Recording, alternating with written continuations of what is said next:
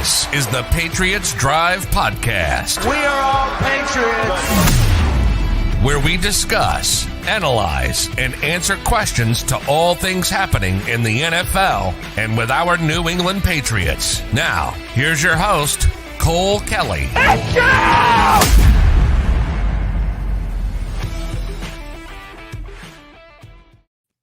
Welcome into another edition of the Patriots Drive Podcast. The Patriots defeated the New York Jets today, 25-6 in the 1 p.m. Eastern Time hour to improve their record to 1-1 on the year. Lost to a division opponent week 1, beat one week 2. So a lot of good, a lot of bad again in this game, and we'll get to all our thoughts in this episode. I'm here with my co-host, Jace Campbell. How's it going, Jace? It's going good. Patriots in the win column this year should be 2-0. Yeah. Rough game last week. Kind of a weird game this week. Good bounce back game on the road. Get a W. Kind of hit on a lot of things that we talked about in our pregame episode, but we'll get into those a little later. But just excited that we're finally in the win column after that 25-6 win, 1-1 on the year. But Cole, what are your thoughts? Going on the road, getting a win in what seemed like a pretty good environment early in the game before it got a little bit out of hand score wise there. But what were your thoughts on the game?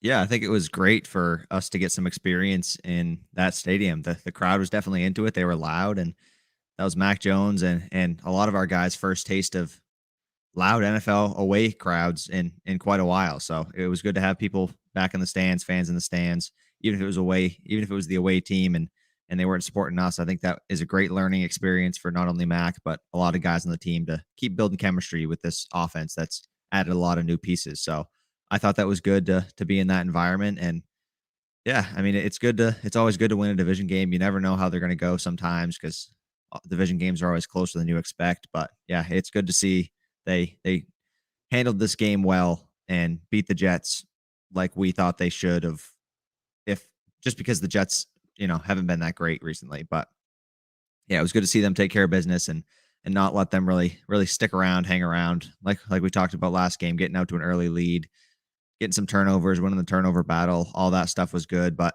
I mean, there's also some things that I came out of this game a little bit concerned about, the offensive line and other things like that we'll touch on a little bit more. But overall, I mean, a win's a win. First win for Mac Jones in his NFL career. Getting in the win column, that's always nice. Yeah, when you win the turnover margin 4-0, you're not going to lose many games, if any games in the NFL, especially jumping on Zach Wilson early. First throw he makes interception, comes back, second throw he makes interception. And the second one was a little bit better throw than the first one. Not into such a tight window. Corey Davis could have came down with it, in my opinion. But, it bounces up. Adrian Phillips is in the right place at the right time. We get a pick. But what was concerning for me, like you mentioned, is those drive. We didn't come away with like substantial amount of points on most of those drives. That first drive kind of stalled. You would have liked to have seen a touchdown there. Same with a couple other drives. We're just not finishing drives right now as an offense. And against a good team, you got to do that, especially when you get short field position from the defense. We got to start capitalizing on those.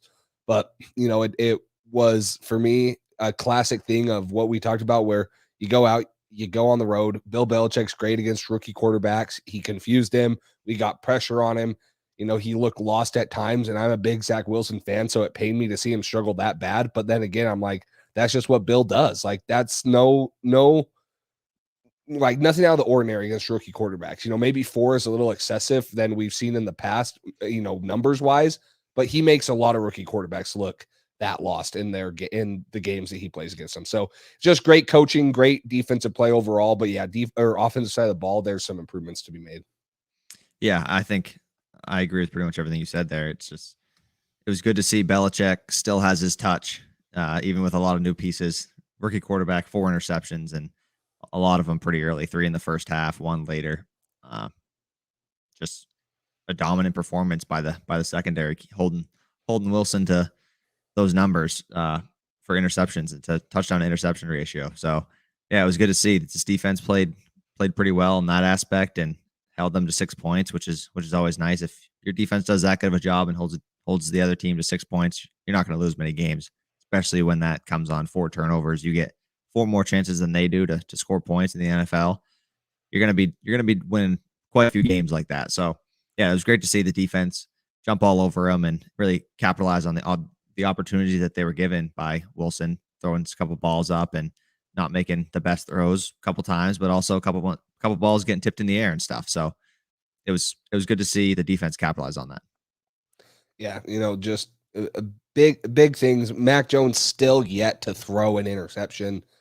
Still yet to, really throw a ball that, in my opinion, was like all that should have been picked off. There were a couple plays. The intentional grounding was kind of a bad decision where he just spiked it in the ground.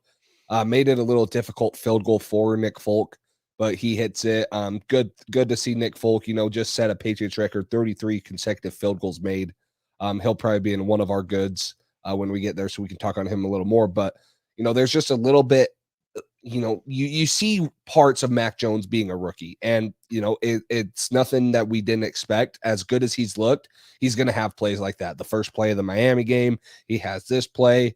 There are a couple times I thought maybe he held onto the ball a little bit longer, or like you mentioned last week, on that double pass that he threw to Jonnu Smith, he had Nelson Aguilar running wide open to the corner of the end zone. And I don't know if he's being conservative, if he's just not seeing that, but he's not pressing the ball downfield too much, which means, it's less likely he's going to make a mistake. But at some point, we're going to need Mac Jones to, open up his confidence, really start throwing that deep ball that he was known for in college, and not just, using passes behind the line of scrimmage, 5 yards out of the line of scrimmage. We got to get that vertical passing game going. But I'm not worried about it. I think it's going to come along. We have the tools to do it. We have Mac Jones that can do it, and Bill and Josh are going to do it. And I mean, I think this game, granted, the teams around the quarterbacks are very different, but I think this game is a great indication of what a rookie quarterback typically is starting off early. You see some of the risks that Wilson takes, and we'll get into it a little bit more in a minute, but just he had a lot of opportunities where he didn't need to throw that ball up that it ended up getting picked off. And you see Mac kind of is leaning kind of the other way a little, maybe even a little too much, where he's playing a little conservative, but he was really taking what the defense has given him. And it's hard for me to jump on him too much for that, because I don't know if that's Mac playing it safe and throwing more checkdowns than he needs to, or I don't know if that's the play calling and the offense and McDaniel saying, hey, let's just take what's given to us. Let's not take too many risks. We're going to win the turnover battle, and let's just play it safe, and we can win this game. There's no way we're going to lose this game with our defense jumping all over Zach Wilson. Let's play it safe, take what's given to us. If we get a field goal, we get a field goal, but we're going to hold them to enough points where we can win this football game without taking too many risks, because that's how you let a worse team beat you, is by taking too many risks, throwing the ball up, letting them make plays, and then letting them get back into the football game. That's what you don't want. So I don't know if it was more Josh McDaniels play calling and him playing it conservative, or I don't know if it's Mac Jones just kind of playing a little safe and not taking some of those deep shots. You saw he had one deep shot to Kendrick Bourne that was kind of almost in double coverage, but there was an offsides penalty, or neutral zone infraction. So I think he might have saw that, and that's why he threw it.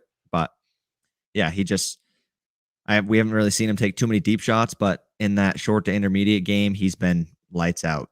His completion percentage again this game was phenomenal, 73-ish%, around that area. So he's been great at taking what the defense has given to him, even if it's a little short sometimes. I think his average depth of target was like 4.5, 5 yards, which isn't great. That's pretty short, but I mean, 25-6 win. Defense did their job. Mac got us through the game, let us down the field enough to where we won the football game. So I think he's just going to continue to get more and more comfortable, continue to improve. And the more he knows the offense and the more comfortable McDaniels and Belichick is with Mac's control of the offense, I think they're going to open it up more for him. And he's going to start to take those shots down the field when he sees them. And hopefully they won't be super risky. I think he makes super smart decisions, which is good to see. I'd rather see him play it too safe, than play it too aggressive. And it hurts us in each game to game. And we end up losing football games because of it. So I like the approach they're taking with him, playing it safe. But I would like to see them start to open it up for him a little bit and let him take some of those shots down the field, set him up a couple more plays where he can hit those deep shots, because I think he's definitely ready, and I think he's capable of it. Yeah, and Mac Jones, he's taken what the defense has given him. Zach Wilson, that second interception he threw, he had Elijah Moore in the flat, and it wasn't going to be a big play, but it's a 5-yard gain on first down. Instead, he tries to throw it to Corey Davis 12 yards down the field.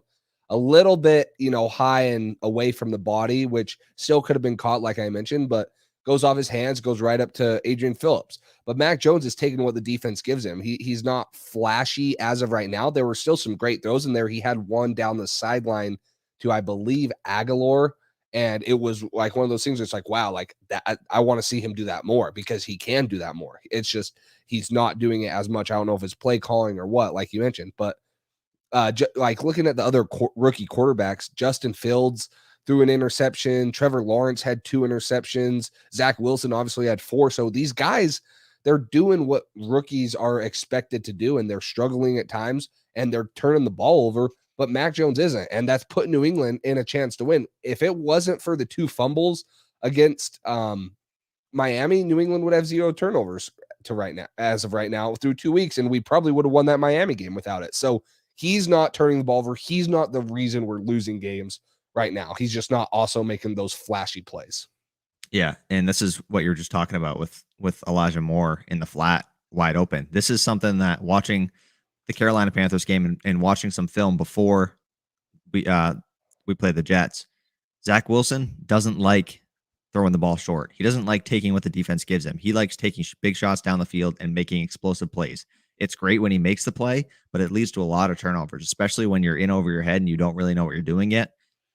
Just take what the defense has given you. And that's what Saleh has said multiple times. He said it again after this game. He said Zach just needs to calm down a little bit and learn to take what the defense has given him. So we'll play this right here. You see Elijah Moore wide open in the flat right there. I mean, is it going to be a huge play? No, but I think him again, I mean, he should be able to get 5 yards there. And granted, Corey Davis maybe should have caught that, tipped off his hands, but it's unnecessary risks that you don't need to take. Take what the defense gives you and just live to see another down. But he takes too many risks, and he doesn't take what's right there in front of him. He doesn't take the easy ones. He wants to take the hard ones and take the deep shots and make great plays, which he's got all the talent in the world. And once he starts to figure out that he can take those short throws, and when they're giving them to him, he can take them all day. I think he's going to be a really great quarterback because he does have a ton of talent. I mean, the way he throws the ball, the way he can move around, he's going to be hard to stop once he starts to learn a little bit more and improves his decision making, because it was clear to see his first 2 to 3 interceptions. You could see on the broadcast, you could say, okay, that guy's wide open short, and he just threw it 20 yards down the field and then threw a pick. So I think he's got a lot to improve on, but just seeing these guys around the league, Justin Fields, like you said, Zach Wilson, seeing these other quarterbacks, Trevor Lawrence, Mac Jones has been the best by far, and it's not even close 2 weeks through the season so far. It's early. It's very early, but you see what the offense could look like if it had guys that weren't ready, but Mac seems to be ready, and that's really great to see. Yeah. And speaking of quarterback competition, Mac Jones, 22 for 33. That is 77 or 73.3% completion percentage. Zach Wilson, 19 for 33, around 57% right there. But yeah, Zach Wilson throws for more yards, but the 4 turnovers right there on his part are massive. I mean, a lot of those yards too, and in the end of it, we're coming in garbage time when they're not really running the ball and they're trying to get down and score touchdowns. But yeah, Mac Jones outperformed Zach Wilson today, just controlling the game, taking what the defense gave him, doing the right thing. Always, just it shows. I think that, and I've said this before, I love Zach Wilson, but it shows when you have a 5th-year guy coming out of college who's been in, he's played the quarterback position at a higher level for longer. Even though he didn't start at Alabama, he was there. He was getting reps against the ones. He might have been running scout team. He was at least going against 2s, sometimes garbage time, and then he played in the SEC. Now, Zach Wilson, a lot of the knocks on him coming out of college were his one super fantastic year at BYU was against a lot of not great opponents. They played a pretty weak schedule, being independents, and with the whole COVID year last year, not a lot of the Power 5 schools were playing out of conference games. So Zach Wilson, who knows how much competition he was actually going against. So it shows Mac Jones's maturity for, being a rookie quarterback. I think that he's the most mature and the most ready out of all these rookie quarterbacks, like you mentioned. Yeah, I agree. And this isn't any crazy play by any means, but this is one of the first plays of the game, 3rd down and 4.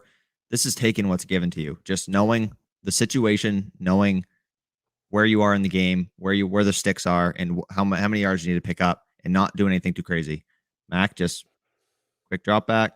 All right. Okay, James White's right there. Boom, hit him at the sticks, first down. It's simple stuff, but that's doing that over and over again and making good decisions constantly is how you win football games. Just decision after one another and making the right ones and not turning the ball over. That's good football, and that's what we've seen from Mac Jones so far. Yeah, he lives to see another play. He's not going to force it down the field. Like we mentioned, sometimes we saw Zach Wilson. Zach Wilson's last 2 picks were kind of like head scratchers. Like, what's he looking at? Even the broadcast said that the second one to J.C. Jackson. Yeah, the one to Devin McCourty wasn't even close. I don't know who he was throwing to. There was 4 guys in the area and maybe 2 receivers. I saw one for sure, and then the J.C. Jackson one's just, a combination of great coverage and a ball that should have never been thrown. But when you throw it like that, that's a guy of J.C. Jackson's caliber is going to read that and make that pick. So, yeah, his last 2 interceptions were kind of like what we talked about in the pregame episode where he was forcing, he's like, okay, we got to get back in this game. He's not checking for the short routes. He's not getting his full reads. He's looking at option 1, option 2, and then getting rid of it no matter, what the read is, if they're covered or not. So, yeah, New England did a good job of forcing him into some of those bad situations, and give credit to the defense early on, creating turnovers, jumping on them, and forcing them into those. Yeah, I want to show this clip real quick. This isn't necessarily Mac's passing ability, but I think his blocking in Madden, his rating should go up after this play. To Kendrick Bourne, I believe. This reminds me of the Tom Brady one. Brady on White, yeah. White. I mean, but look at Kendrick Bourne when he gets up. If it shows it, like he points at him, like he knows. There he goes. Yeah, where are you, Mac? I saw that. He knows, like that. Yeah, as a rookie quarterback doing that, he's getting these, veteran guys that have been in the league longer than him. They're like, okay, this guy's like here to play. And I mean, hey, I've never been cut blocked like that before, but it's not necessarily looks a great unathletic. Block, but he got the job done. You know what I mean? They got the first down because of that. If he doesn't make that block, Kendrick Bourne might have got tackled by, I think, was it Lawson? That was. Yeah. But yeah, I mean, and you saw him.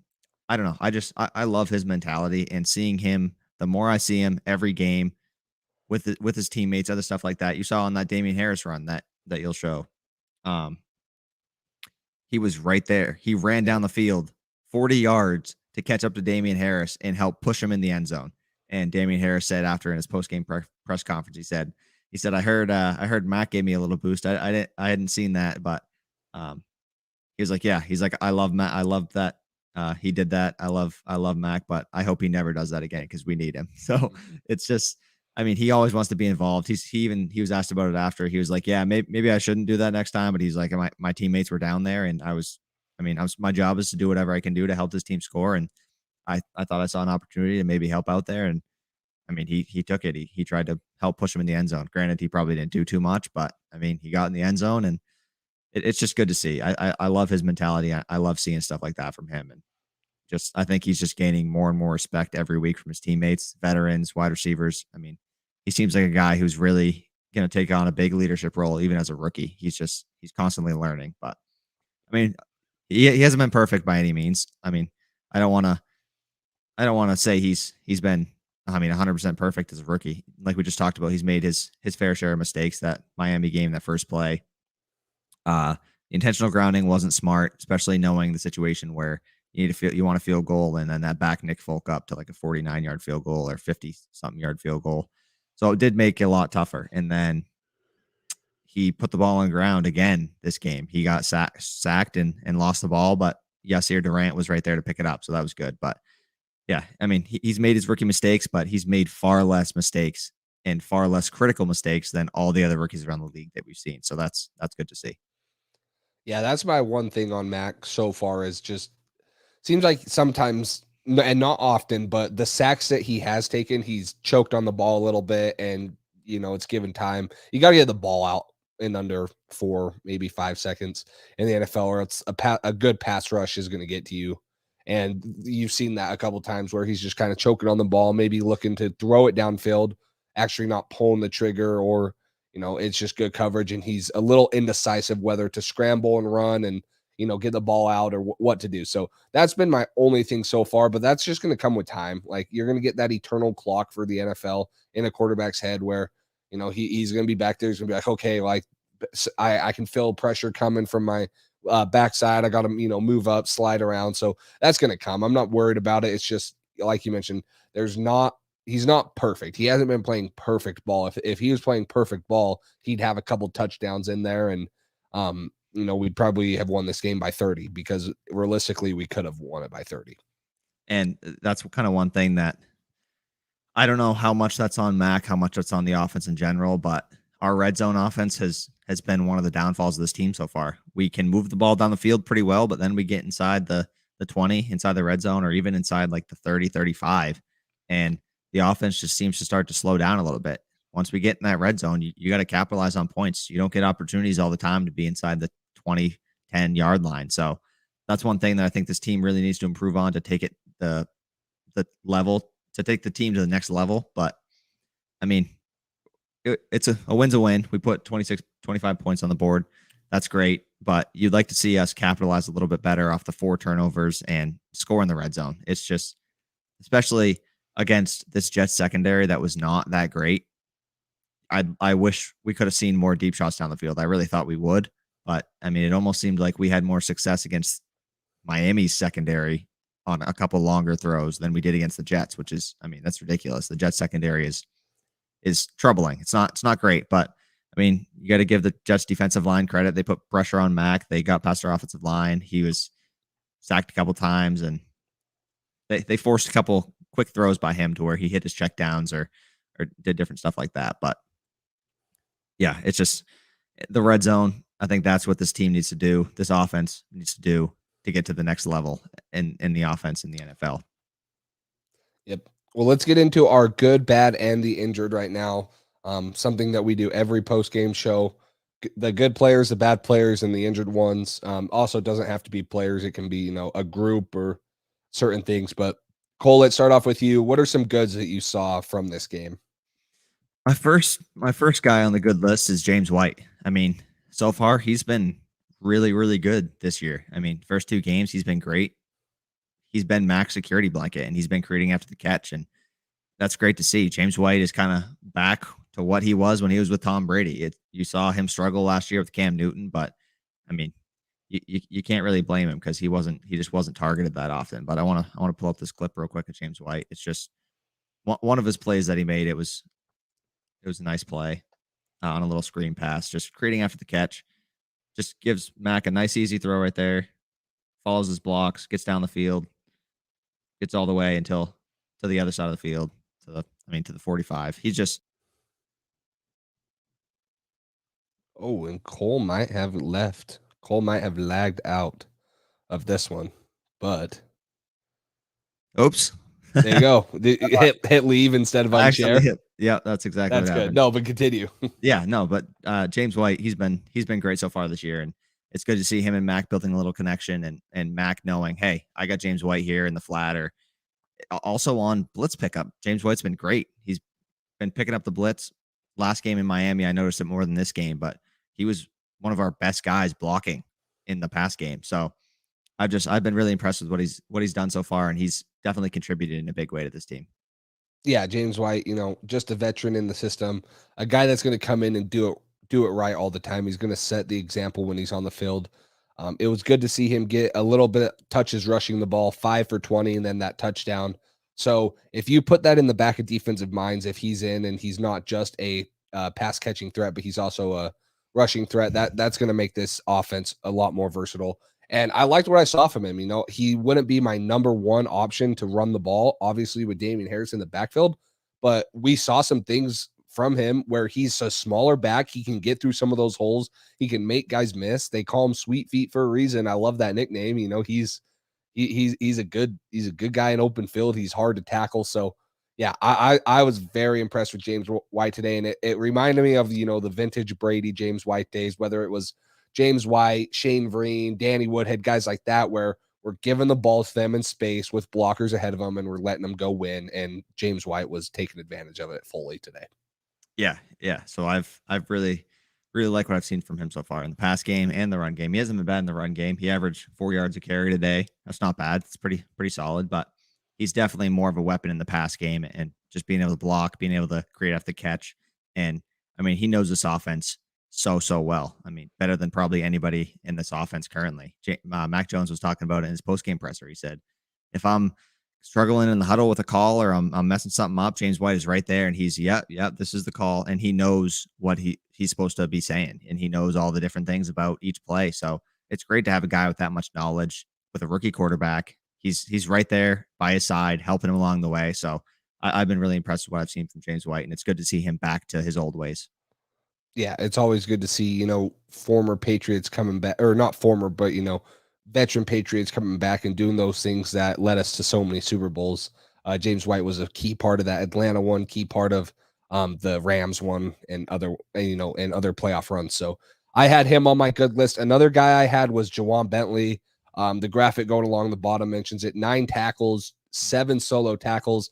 And I thought he was in a lot of plays. He had a PBU that could have been an interception if he didn't hesitate a little on a slant route. He looked to get under it, had a chance to pick it. Probably would have been for 6 too if he would have caught it and taken it. But he was blowing up plays in the backfield. He got in on Zach Wilson on that first interception that they threw to J.C. Jackson.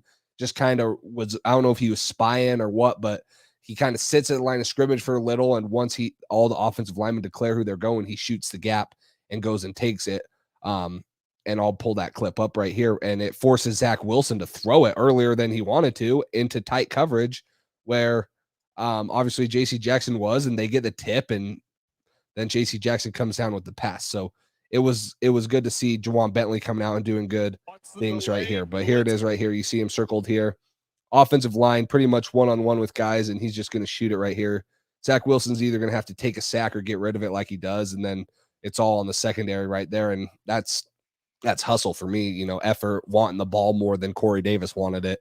They're just going up, they're tipping it, they're diving for it. So Juwan Bentley was really impressive for me today on the defensive side. And it's good because as much as I love Dante Hightower, he is getting up there in age, and we saw a little bit of rust on him week 1. I have him as another good for week 2.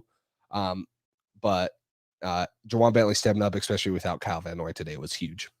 And I actually thought Bentley was pretty solid week 1 as well. I thought he made some nice plays, but especially this week, you definitely noticed him pop off the screen a little more this week where, like you said, he was impacting plays. Even if you didn't see him get credit for the sack or anything like that, he was putting pressure on Wilson. He also blew up a couple of runs in the backfield for a loss of 3-4 yards. I don't have that clip, but yeah, I thought Juwan Bentley was really good. It was good to see Dante Hightower making a couple of plays. He definitely was a little bit rusty week 1, and I don't think he was, anything incredible. I don't think he was necessarily back to his vintage self this game, but he definitely showed improvement over last game and was making some plays. You can see him on the field. So I thought he did good as well. Another guy sticking on the defensive side of the ball, J.C. Jackson. When you got 2 picks, you're having a good game. Even if you're not necessarily doing all the work to get that interception, the ball's tipped in the air, you're making the play, you're capitalizing on a mistake, and that's all you can ask for from a defensive player. So I thought he was really, really solid, and he did a pretty good job covering Corey Davis, and they mixed it up. He covered Elijah Moore a couple times as well, but I just thought he was really solid, not only the interceptions, but coverage in general. Corey Davis did not have a great game. He only had, he had 2 catches for 8 yards. Yep. We were talking about last week, I think his over-under was like 54 yards or something. And yeah, I think we both thought he was going to go over under. I don't know. I can't remember what we said, but I thought he had a chance to go over depending on how our defense did. But our defense really locked him up. And whenever he was targeted, they were making plays. So I thought JC Jackson, along with the rest of the entire secondary, had a pretty solid game. Yeah, I was very impressed with JC Jackson because without Stephon Gilmore in that, we need that cornerback 1 cemented there. And I think that he's proven it, week 1 and week 2, he's done good things. The other guy I was impressed with on the secondary was Jalen Mills. Jalen Mills lined up against Corey Davis a couple times also, and he contributed to holding him to 2 for 8, So, I was getting a little nervous watching. I was like, Green Goblins on Corey Davis. That's okay. But he held up. He stepped up, and it's big without Stephon Gilmore for the first 6 weeks. And even when Gilmore comes back, to have a guy like Jalen Mills, if he's playing good, to come in and throw in, some 5 cornerback packages, if we're playing a team like the Chiefs or something like that, that has a lot of, spread 10 personnel, it's big. I was very impressed with both JC Jackson and Jalen Mills today at the cornerback positions. Yeah, the entire secondary really impressed me. Adrian Phillips was in on a couple plays. We talked about him having a great game last week. I'd like to see him on the field even more, because I feel like every time he's on the field, he's making an impact somewhere. You don't usually hear his name called for a bad reason. So I've liked what I've seen from him in general so far this year. I didn't put him on the good list necessarily because I didn't see any, consistent crazy plays, but you don't hear his name called a lot, which is a good thing when you're playing that defensive back position, corner, safety. But yeah, Jalen Mills, I agree. I thought he had a good game. I think once Gilmore comes back, he's going to be a great piece for us to have. We kind of were concerned about what his role would be on this team, which we talked about early on before the season started, but he's held up as a corner. It's not necessarily, you don't love him being a consistent starter at outside corner for you. He's better as a safety, but if you got Gilmore, JC Jackson, and Jonathan Jones, and then you have Mills as your 3rd outside corner, your 4th corner total, that's not bad. And then he can fill in at safety when you need him. You can use him as a little chess piece. They won't know, hey, is this guy playing safety, corner? You can kind of mix and match with him. So I think they'll use him well once Gilmore gets back, and it's good to see him holding up, because that was one thing I was really concerned about, was our cornerback depth. I think he's going to be tested even more come week 4, come week 6 against the Cowboys. So Cowboys, Bucks, those are going to be some tough tests, and I think we're definitely going to miss Gilmore in those games, but it's good to see him stepping up along with some other guys in the secondary. But another guy I thought had a pretty solid game was Christian Barmore. He played pretty solid against the Dolphins as well, but this week he did well. You saw him play better in the run game than he has in the past. He played pretty decent in the run game in the preseason we talked about, but week 1 he struggled a little bit. I thought he was good this game. He made a couple plays, stopped a couple guys 1 yard after the line of scrimmage, and he was in the backfield a couple times as well. So I like what I've seen so far from Barmore. I think they trust him to be on the field quite often, which is good to see from a 2nd round pick. I think they hit a few home runs in this draft. So I thought Barmore was good as well. Yeah, I was, I'll get more into this with the bad. I was pretty down on the defensive line, except for Christian Barmore. And I have a clip right here to show of Christian Barmore in the run game. And that's been the concern, right? So far has been Christian Barmore in the run game, because we all know what he can do in the pass game. He's twitchy. He makes plays. He can push the pocket with a speed rush or a pass rush. But this is him two gapping. So he's going to be right at the nose tackle right here. And he is going to have to 2 gap right here. Oh, sorry. He's 1 to the left. My bad. Miss. So let me point him out again. So right here is Uche or Hightower. Can't exactly tell. And then Barmore's in. So Barmore is going to be responsible for both the C gap and the B gap. And then this outside backer, the one on the edge, is going to be forcing it back. So you see right here, forces it back. Christian Barmore has great leverage right here, and he's going to just throw this guy off of him when the running back cuts back, and he's going to make the play right here. So it was good to see him there. Our rushing defense was not very good today, allowing 152 total yards to a running back group, position group that I thought was not very good coming into the season. So it was good to see Christian Barmore step up his rush defense, because if he can establish that, we've said this multiple times in multiple episodes, he'll be a force to be reckoned with on all 3 downs in this defense. Yeah, which is really the goal, having him get to that point where he can be a 3-down player. Run game, pass game, doesn't matter. This guy's going to make plays. So it was good to see some signs of that in the run game as well, and in the pass game. I thought Juwan did decent, but I think this game he didn't make as much of an impact as week 1 or in the preseason. I didn't see him really jump off the screen as much. I don't know if he was injured a little bit. It looked like he came up slow a few plays, and they were going to take him out and take a peek at him, but he pushed him off and said, no, I'm staying on the field. And then he made a great play after that against Zach Wilson. I don't know if it was 3rd or 4th down. I can't remember. But anyways, I thought he was decent. And then last guy I had on my good list was Nick Folk. Missed that extra point. That's tough. But for a guy on the practice squad coming up, dealing with injuries, didn't really play much in preseason or the offseason, didn't really participate that much. And to come in and just continue to be lights out on field goals. He's been great. Kicked one deep one, close to 50 yards or just above 50 yards, and then nailed two more, I believe. I think he had 3 field goals. But yeah, Nick Folk was good. Love seeing that. We talked about this a little bit last week with the situation with Quinn Nordine, what's going to happen with that, and I mentioned they might throw Nordine on IR because Foxborough flu. Oh, he gets an injury, a little core injury. Oh, he's on IR, and now we have an open roster spot for Nick Folk, who's been doing great. So I thought that was kind of funny, but I think he's going to be the guy for probably the entire year.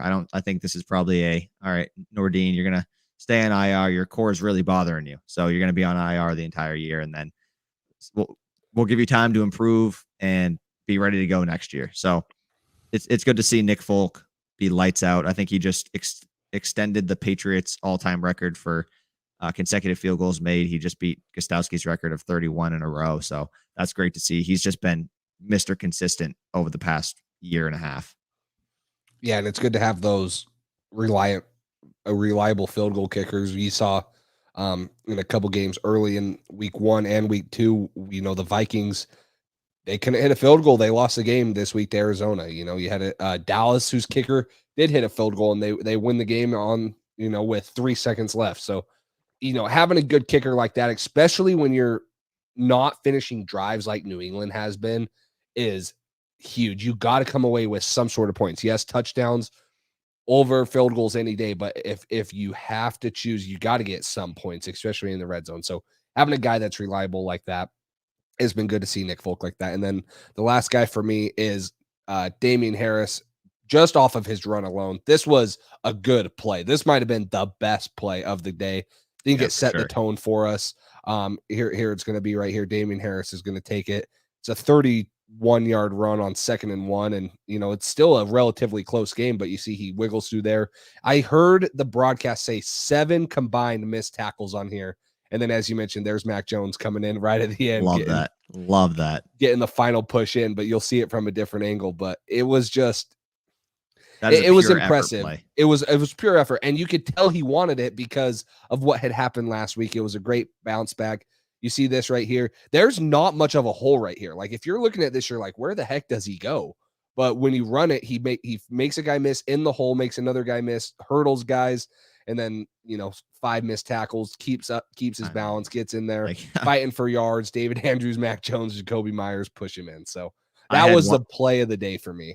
I had one guy comment and say that looked a lot like Marshawn's run, and it kind of did. I mean, aside from a couple stiff arms that Marshawn had, that run was ridiculous, but that's just a pure effort play where he just wanted it more than the other guys, and he broke multiple tackles. Like you just said, when you showed that angle, if I was a running back, I'd be like, all right, so I have nowhere to go, but he keeps running, just trucks forward, trusts the hole's going to open up, jumps over the line, breaks 1.5 tackles while he's jumping through the line, and then breaks into space, breaks a few more tackles, and gets 3 jets surrounding him and still manages to stay up and push a little bit forward, and then gives his line time to come towards him and push him that extra half yard into the end zone. So that was just a really great play. I thought, I mean, that was definitely the play of the day. Other than that, I didn't think he was that great. That was actually we'll transition to the bad list. The running game was on my bad list as one of the top things. I don't know if it's Trent Brown being gone. We definitely saw the offensive line struggle today. Pass protection during the run game. Yasir Durant got benched to the point where, not Kajust, Huron came in for him, and then Huron got hurt like 2 plays in. So then Durant came back out. So it was not a great day. I thought he improved a lot after he got benched. Once he got benched and then he got put back in, it seemed like he started to improve a little bit. But I didn't think Mac had a lot of time. Some plays, once in a while, they did good, and he held onto the ball a little long and got sacked. But I thought the offensive line was concerning, and for this run game is supposed to be a great strength of our team. This offense is going to rely on a great offensive line, being able to run the ball, and then having a play action pass that's lethal because the run game's so good. If we don't have that, it makes the offense a lot harder. If we don't have a great offensive line, puts more pressure on Mac Jones, the rookie. It's just, if we can be solid in the O-line, be solid in the run game, it's going to open up a lot more things for our passing game, and it's going to really help our chances of winning each game. So I was really disappointed in that. I know the Jets' defensive line is solid. Their interior, and they got a couple guys on the outside who are pretty solid, but I expected a lot better, and it seemed like at times we got pushed around and they were controlling the energy and getting hyped up after plays they made and all that stuff, and it just seemed like we weren't matching their energy. So I was disappointed in that, and I am a little bit concerned. Hopefully, when Trent Brown comes back, things change. But that was one of the big things on my bad list. Yeah, and it's weird because 101 rushing yards on 24 carries, it's 4.2 yards a carry, and that number isn't too bad. But you take away the one end around by Kendrick Bourne with Mac Jones throwing the block in there, that was a 16-yard gain. We're only averaging 3.5 yards a carry, and then it gets a little scary. Now, we had the 2 rushing touchdowns from James White and Damien Harris, so the running game, did good things, it did bad things. But yeah, it just seemed like it could have been so much better today, especially against a defense like that. I was saying all along that I thought this was going to be a game where the rushing attack just totally dominated, and we just push it down their throats the whole game, controlled the tempo, which I still think we did. We just did it in a different way. We did it defensively, getting the ball back. So yeah, running game just kind of left a sour taste in my mouth. It's not great. It wasn't horrible, but with where the expectations are for this team, with the rushing attack, both offensive line and running back room, I think it needs to be better. 100% agree. And then, I mean, like you just said, take away that one from Kendrick Bourne and then that pure effort play by Damien Harris. That's 2 big plays. That gets you down to what, 60, 70 yards on the 20-something carries. That drops your yards per carry a lot. I mean, obviously they made the plays, and if you did that every game, every time you made a big play, the numbers would look worse. But I just thought, I don't know, I just wasn't impressed with our ability to run the football. When we wanted to run the football and when we needed to, we didn't run it well. In the red zone, we got stuffed within the 5-yard line. They hit us behind the line for a loss of like 2-3 yards on 3rd and goal when we wanted to run it in. It's just our ability to be a dominant offensive line and a dominant force that we're going to say, hey, we're going to punch the ball down your throat and there's nothing you can do about it. That's what I wanted to see. And I was pretty disappointed because that was not at all what I saw this game or last game. Yeah. And on the flip side of that, my bad, I already talked about a little bit, the rushing defense, allowing 31 carries, 152 yards, almost 5 yards a carry, to a running back room that Michael Carter's a good rookie. He did good things in North Carolina. Ty Johnson, kind of a wanderer in the league, and then Tevin Coleman, same thing, a veteran. It's just guys that I thought shouldn't have been running as effectively as they did. And I thought Godchow, I thought Lawrence Guy had a big 4th down stop. Was it 4th or 3rd down? I think it was 3rd, right? Because then they just kicked a field goal. Yeah. It wasn't 4th, yeah. 3rd down stop on the goal line.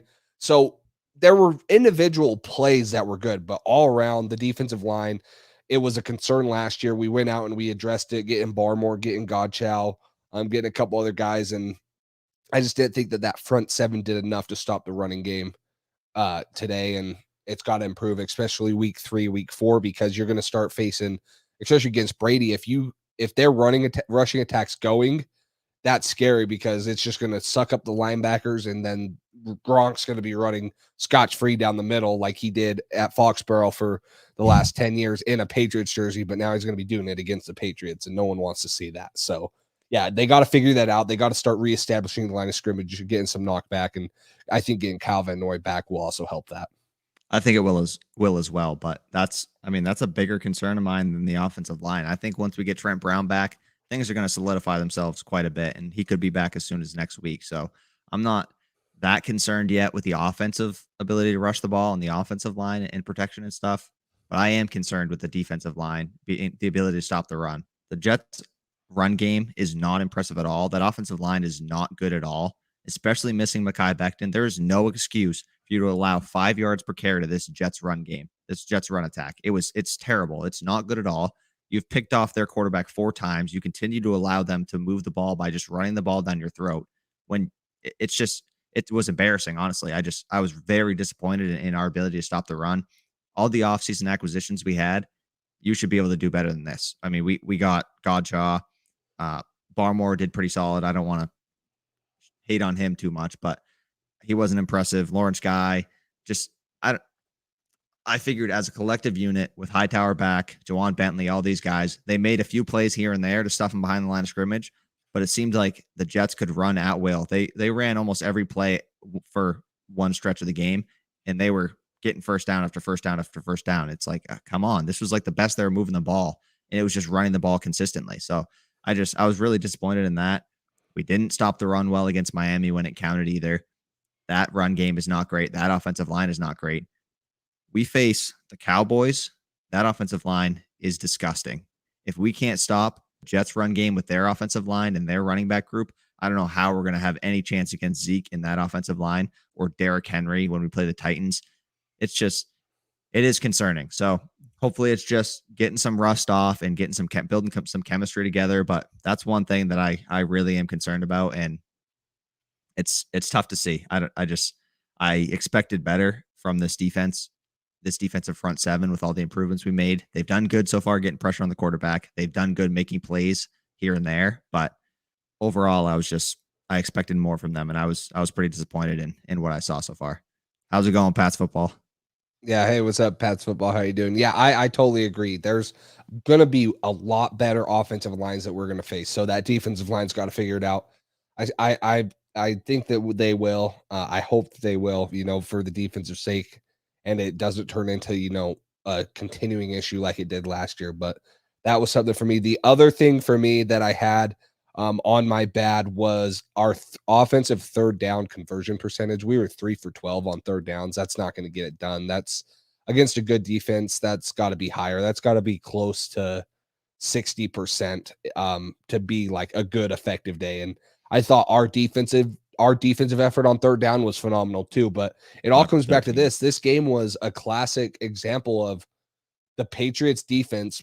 Who knows where we would have been without the Patriots defense? If we don't get those 4 interceptions, if we don't have, a couple big plays on the defensive side, sacks and stuff, and don't get in Zach Wilson's face early, we're allowing 5 yards a carry on offense or on rushing. It's scary where this would have been without the secondary play of this defense today. So for me, that offensive third down conversion percentage is something that I want to see get up. And I think it will with Mac Jones. We kind of talked about it. Maybe on third downs, he's taking those deke and dunks a little too much, and he's not, waiting and being patient. He doesn't want to take a sack, doesn't want to make a bad play worse, but we got to get that completion percentage up.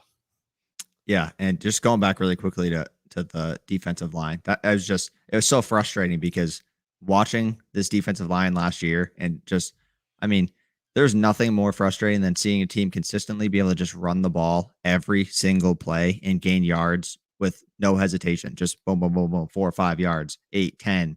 It's just, that's so frustrating. And seeing the improvements we made to that front seven, getting Hightower back, all the guys we just mentioned, Judon, Van Noy wasn't there today, but it's just, I expected a lot more from them. And it's frustrating to see some of the same signs that we saw last year with this team when we have way, way, way more talent on this team. So I think it's just building chemistry. I think they'll get better and better, and that will get cleaned up, I hope, because otherwise this team is going to have trouble if they want to make it to the playoffs.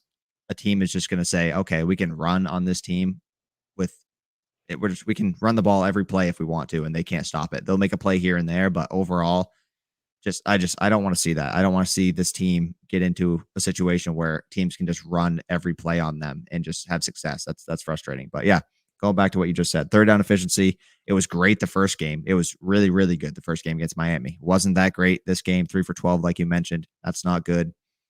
I think part of that has to do with the amount of pressure that teams have got on us on third down.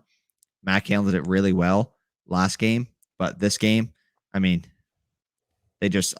were in his face quite often and made him rush some throws, hit him, got a sack on him, different stuff like that. So I think that has a little bit to do with it. But yeah, I was overall surprised with the lack of a deep passing game.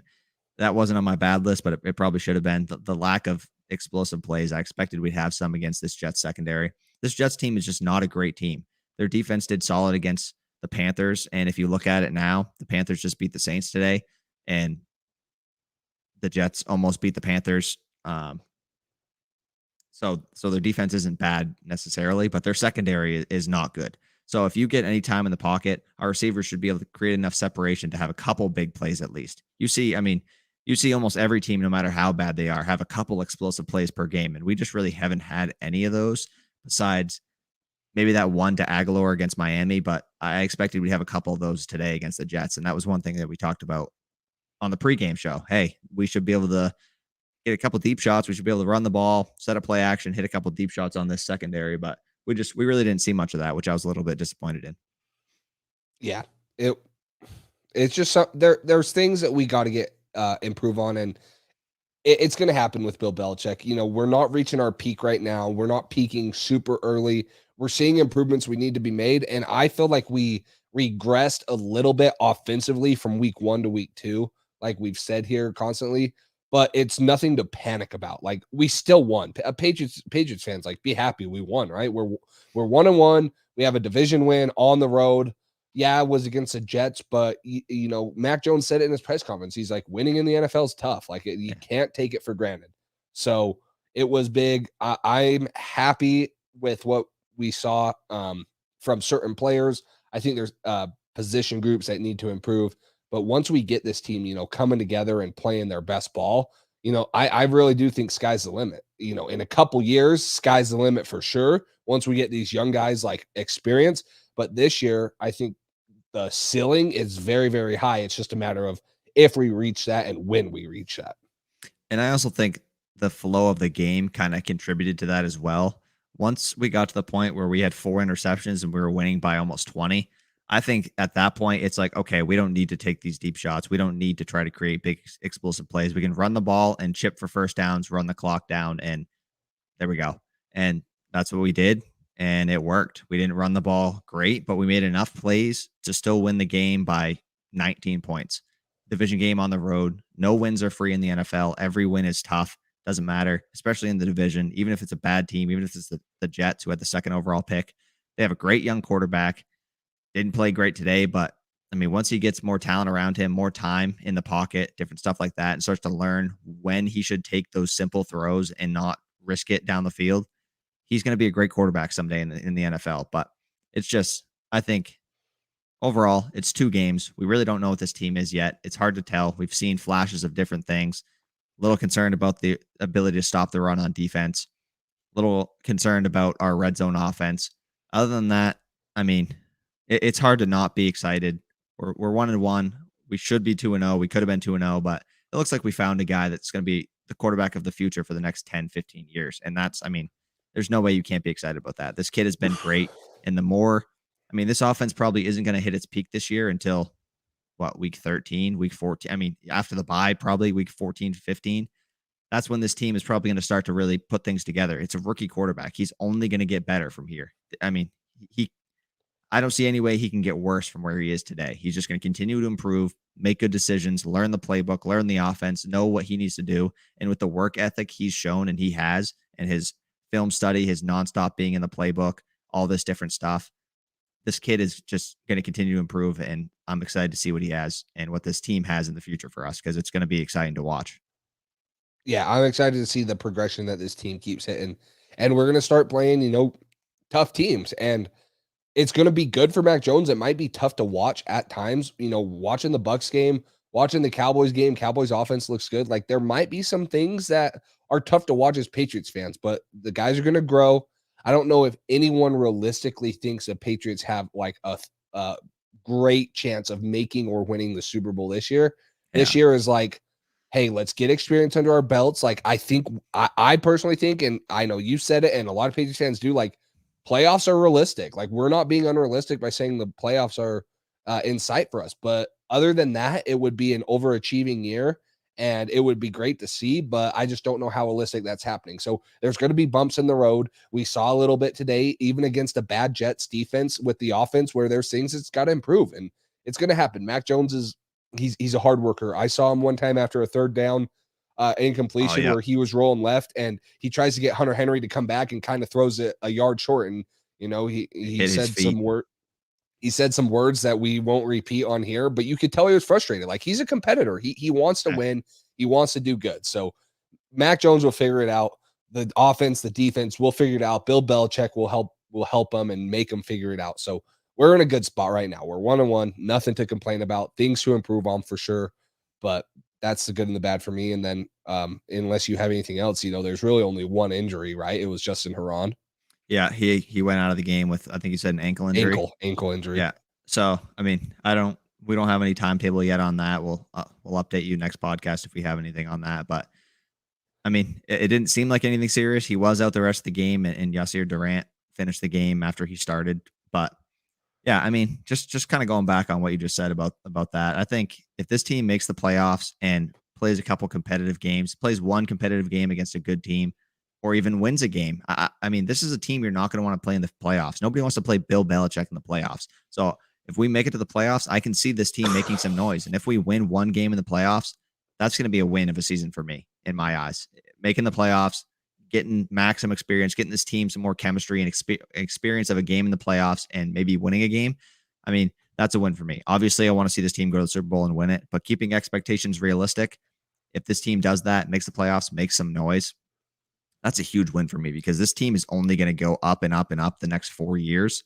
It's going to be great. We got some young talented players that are just going to continue to get better. Mac Jones, Michael Onwenu, Josh Uche, Kyle Duggar, all these guys, Christian Barmore. We got a lot of young talent, and we got some guys, some veterans signed for 3 to 4 years. Nelson Aguilar's 2 years, Kendrick Bourne 3, Matt Judon 4, Jonnu 4, Hunter Henry 3. So this team is going to have a 2 to 4 year window to really compete, build more chemistry together, and solidify this as a solid unit that knows what each other's thinking at all times and really can mesh well. So this year is just the first year of that. We got plenty of time. If this team makes the playoffs, gets some experience in the playoffs, that's a huge win for me this year. So that's pretty much what I'm looking forward to see. For sure. Well, unless you want to comment any more on the injury of Justin Herron, we'll find out more on Van Noy and Trent Brown for our Wednesday pregame episode. And in our pregame episode, we will do more in-depth. We'll have video up. We'll have more stats and stuff that we usually have.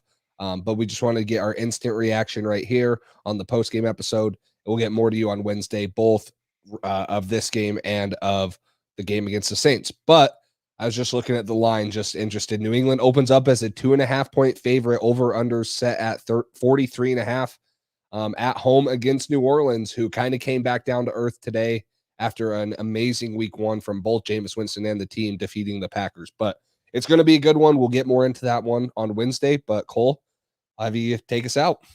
Real quick, one more thing. What'd you think of Jonnu and Hunter Henry today? Any thoughts on them?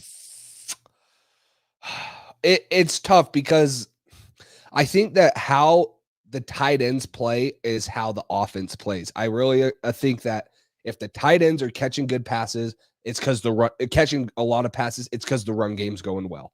I think that if the run game's going well, it's because the tight ends are, 1, blocking their butts off, and 2, they're they're catching the ball. So I think that tight ends is the one spot on the team that they do it all. They run block, they pass block, they run pass routes.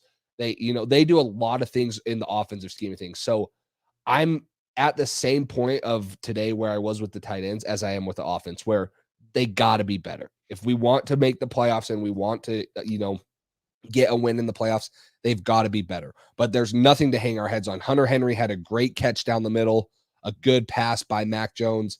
And then Jonnu Smith just did Jonnu Smith thing, 4 for 28. You'd like to see that get up a little more, 7 yards per catch, but he's gonna get his. If you get the ball to him in open space, he's gonna make guys miss, and he's a big athletic dude. So they'll come along. Yes, I wanted them to be better, but I'm not super down on them.